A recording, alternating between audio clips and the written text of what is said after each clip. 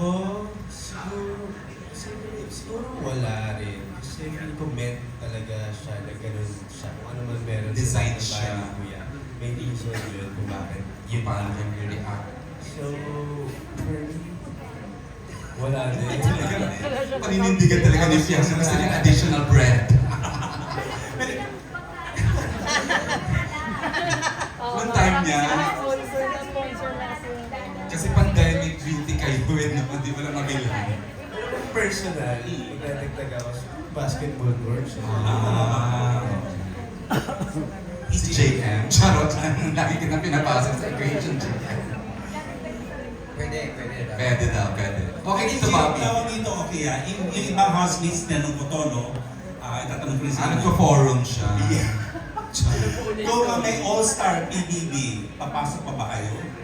Yung iba ayaw na eh. Iba go. Pero kayo. Sige, we'll let you answer that. Total, ano naman. Tatanong naman pala yung ibang housemates. If there will be an all-star, I feel like, no na. no na. Pero I want na mag-guess, something like that, na parang ako naman yung ang magiging task nila. Pero if ever na babalik ako sa bahay ni Kuya for another 3 months, I feel like it's no. Kasi alam ko na yung mga, kung papasok ako, alam ko na yung galaw ko eh. So it's not very natural na. Yeah, it's not natural na, I mean, meron akong wall. Diba? May filter na yung ano ko, kilos ko, Tama salita naman, ko. yeah. So, ayoko naman na makita nila yung ganung part. Kalkulado mo na yun. Diba? So, Ano na. I feel like kung ako yung papasok sa bahay ni Kuya, I want to be house challenger. Ako yung mangiinis sa kanila. A good a day or two Yeah. appearance na. For like a week. A week. Yeah. Gusto ko ako naman yung mangiinis. Why not? JM, ikaw ba? Given an all-star cast, all-star PBB, type mo pa rin? As a housemate din siguro. Mas regular housemate. Journey guest. At saka wala namang nauulit. It's totoo din naman sinabi. Ba't pa tinanong ni Tito ba? Ay, kaya yung sa isang press show. Okay. Dustin, you want to know? Check! Okay ka na. ako okay na rin ako. Ganda ng kwaka yung sa labas nito ba? No? Ba't nakasmile si Alan Policarp? Charot na. Nag-record sila. Sige, we'll let you do the asking na lang ito, Bobby, kung sino yung nasa game? Si Miss Rose? Ng MTRCB. Hi, ma'am! Miss Rose. Thank you. Ay, responsible to. MTRCB board member to. Hindi to magtatanong na hindi maganda, ha? Leadership by example to. Hi, Miss Rose! Classify na ako. Board member BM. Pinapatanong ko na kay Bobby, hinalit pa sa akin.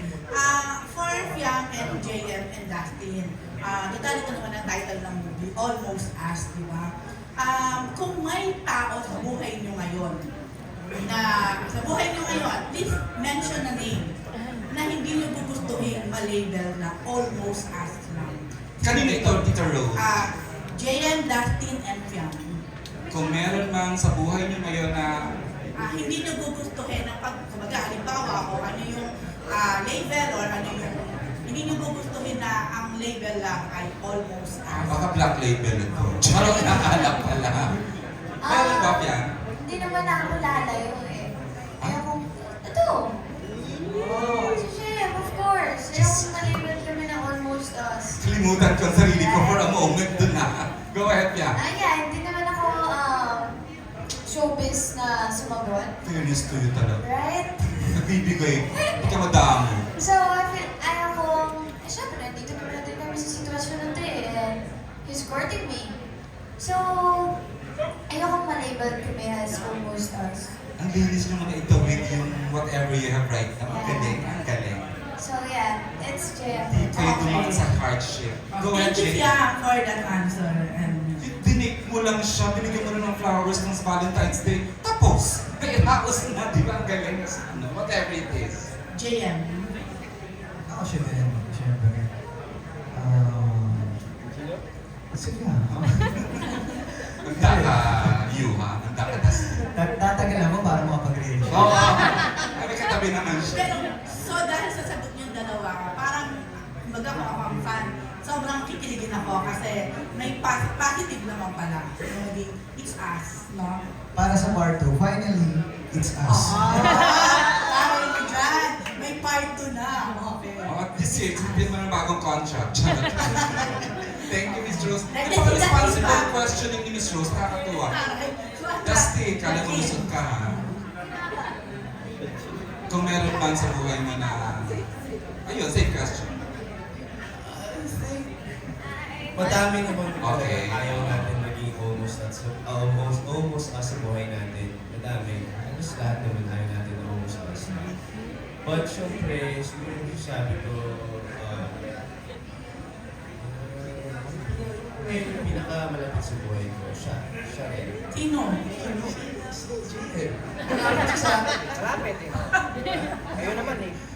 Minsan, alam ko, titignan ko sarili ko o kikiligin na lang ako. Sino nga? I love this cast. Sobra. I love this. I mean, ako, vocal din naman ako. Ever since. Siyempre, sinigyan. Okay lang. Almost okay lang. Ba ako? Ay, Oo, pinagkilig movie ng season. Siya pa lang aamin. Parang ayoko lang. Tapos na ako doon. Okay. Okay na, Miss Rose. Ikaw lang pala ang susi. Charot lang. Alan Policarpio ng The Inquirer has questions. Ay, Jay. Before sa chat. Kasi yung story parang may elements din siya yung sa idol and sa fandom. So kayo para sa love team who interacts and have parang a loyal love team, nakaka-relate din ba kayo doon in a way? And yung mga experiences yung about that na parang na-apply nyo din dito sa... Up to now or even before, meron ba kayong idea ng fangirling, fanboying? Yung gano'n, parang meron ba kayong emulate prior to you being stars on your own? Or na ganun ba kayo? Nag-fangirling, fanboying din kayo? Kasi sa BJM, alam ko yung mga talagang in-idol niya as far as acting. Ikaw, Pia, medyo hindi malina. Would you like to share? Kasi na-idol ko. Oo, na singer First, sa'yo. first is Ate Alexandra De Rossi. And then, Karen Estrada, of course. Sorry, maingay kasi sa likod. Hindi ko marinig. Guys, silence naman din sa likod. Hindi kami magkaintindihan dito. Sorry. Thank you. First is Ate Alexandra De Rossi. Iba Yes, ang very model. good. Sobra. Second is Kyla Estrada. Sino? Kyla Estrada. Kyla. Yes. Wow. And then, actually, sobrang dami. Pero at least nag-mention ka ng another one lang, good three. Dennis Trillo. Wow, Yeah. iba. Iba din naman ang... Sobrang galing talaga. And yes, actually, ito pa nakikita si Ate Alex and The Rossi. Dennis Trillo. Speaking of Alex, China, joke! Yun si Ate Kai, parang nakikita ko and very, syempre, I'm a big fan of I her. know ako din nila. Diba? I'm really a big fan of her. So, every time na nakikita ko siya, sabi ko, Ay, kikiligin yun. Pag nabasa niya to, narinig niya. sobrang big fan talaga ako. She's a nice Na girl. Sobra. I love her very much. So, yeah. Okay. Thank you, Fiang, for sharing. JM, nababanggit ko sa akin off-cam lang na nakikita. Kasi may pinanggagaling yung lalim mo. Natitrace ng fans. Parang JM reminds us of this actor. Tapos in a way, nakwento mo sa akin. O baka naman pwede sa'yo naman galing. Exactly who are the actors you emulate, you adore, or you admire na lang. Pinaka... Hindi, yung hindi mo ina-admire na lang. Charot.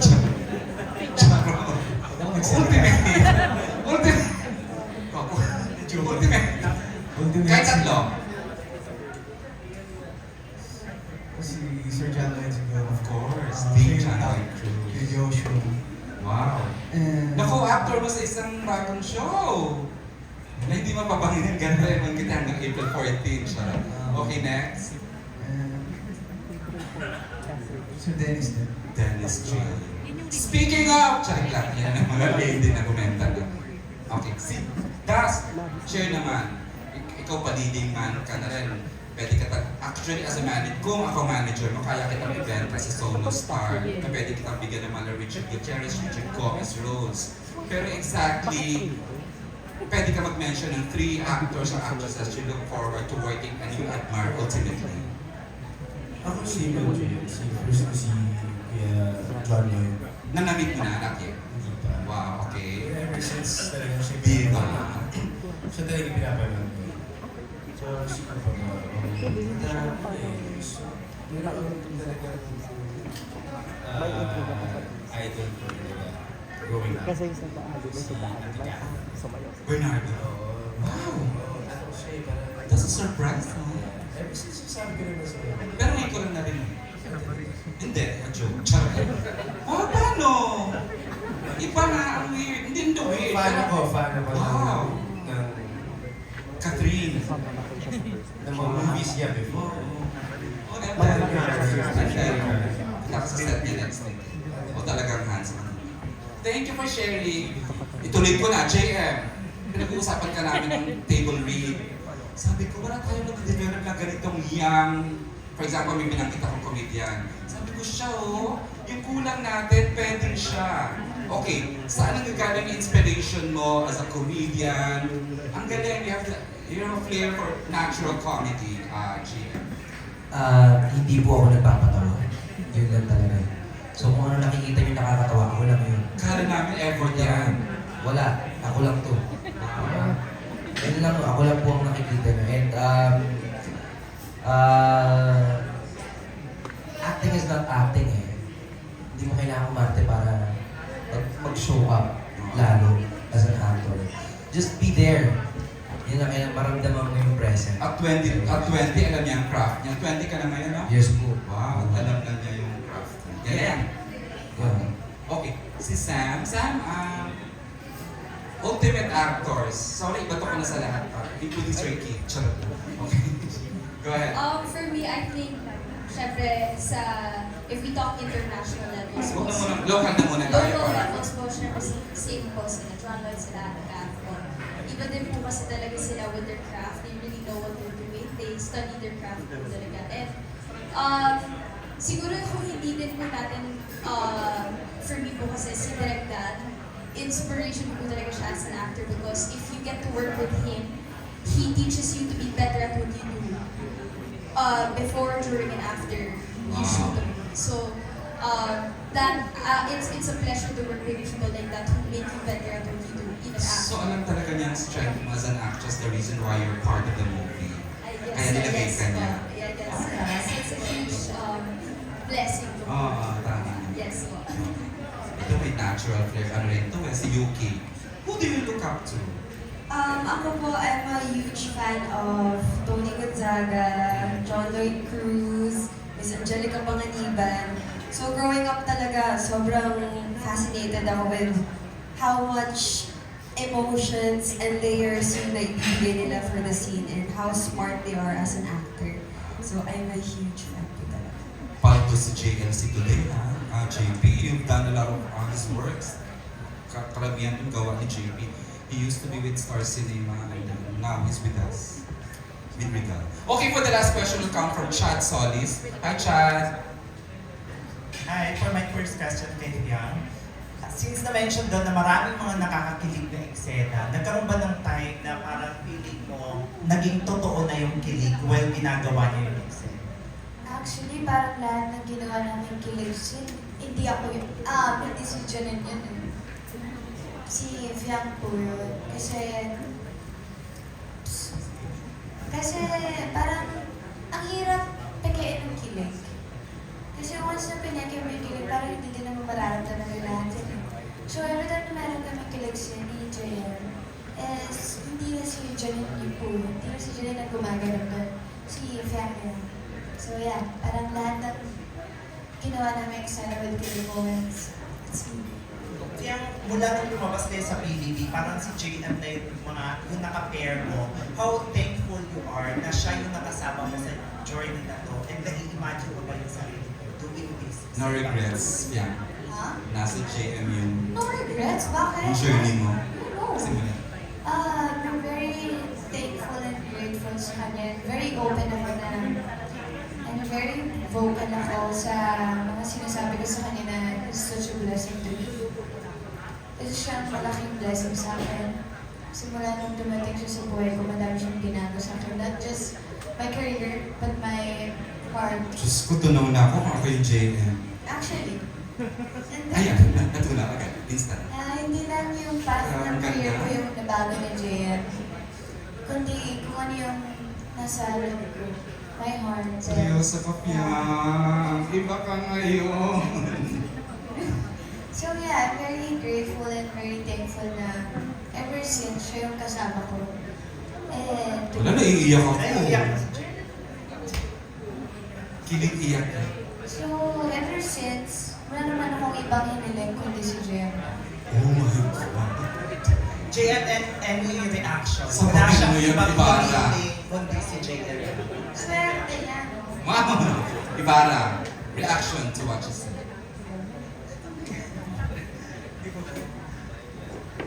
Ako, it's usually so, every time na naging open siya sa akin, nararamdaman niya. Hindi ko alam kung anong magiging reaction ko. Kasi, hindi ko alam. Hindi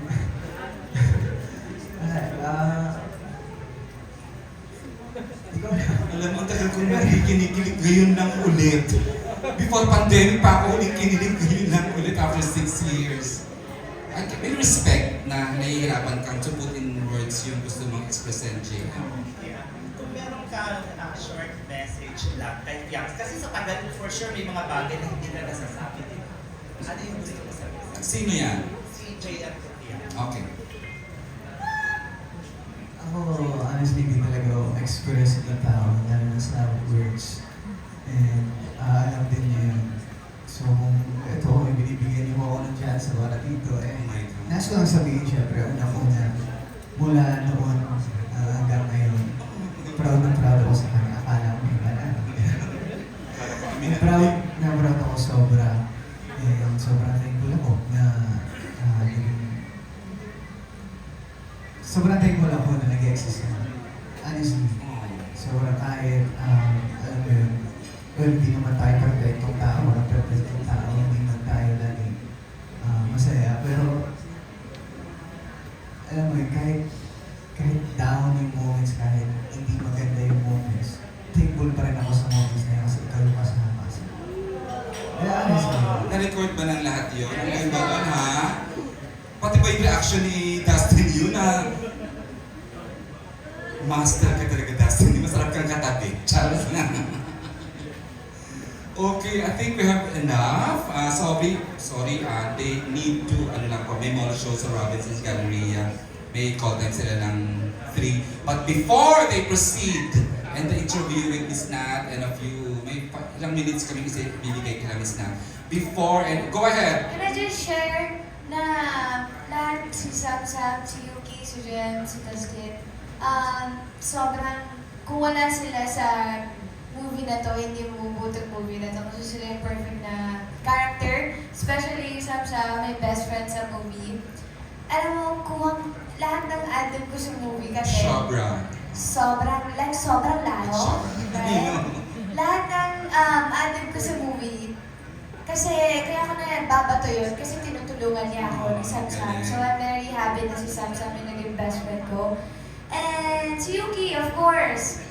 Meron din kami mga eksena with Yuki. And ako kasi very, parang yung eksena namin ni Yuki is nagsaselos ako sa kanya. So I'm very happy din na si Yuki yung pinagsaselosan ko sa movie. Kasi sobrang galing niya talaga. So sobrang galing. Sobrang galing. Right? Tinutulungan niya ako kung paano ako magselos. Hindi ka ba ever marunong mag-sell? Selosa. Oh. Yeah, I'm very selosa So ako, hindi ultimate. pero dahil nga sobrang galing niya, nagpika niya ako. Meron pang ikasaselos. Yeah, so MJM, of course. Ay, katabi mo. Another JM. Siya. Oo. Salbado. Alam mo, sobrang, siya ang happy feel lang siya. Oh my God. Si JM. Sobrang galing niya portray bilang best friend ni Jay kasi sobrang galing. And of course, si Kenzo na perfect for Kenzo. That's it, perfect for Kenzo. Yeah. Kailangan pa bakit ng isang best. Si Jay. Gusto lang ako itagdag kay Jen kasi honestly, kahit sa ilang days namin na ilang araw yung kasama namin, sobrang dami kong natutulog sa actor. Sobrang galing na actor. Sa timing, sa bitaw. Gaya nung napag-usapan natin nung Table read. Table read, diba? Mga ganitong klase ng actor yung wala sa generasyon ngayon. Ayos na. Kaya, ayun, iruting ako sa kanya. Oh. Salamat po, no?